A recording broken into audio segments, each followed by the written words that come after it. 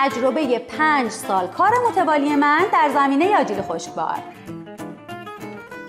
قبل از خرید آجیل خشکبار به این 4 نکته دقت بکن. این رو هم بدون. آخرین نکته از همه نکات مهمتره. پس تا آخر ویدیو با من همراه باش.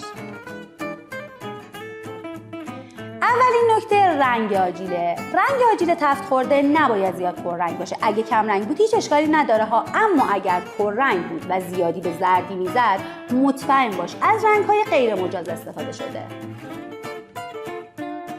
اگر آجیل بسته‌بندی خریداری کردید به 3 مؤلفه نشان بهداشت، سیب سلامت و کد اختصاصی محصول دقت بکن.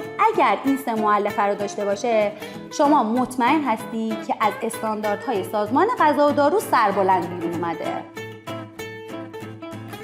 به تاریخ اصلاً بسنده نکن و اگر امکان تست کردن برات وجود داشت حتما آجیل رو تست بکن تا مطمئن بشی آجیل تازه است.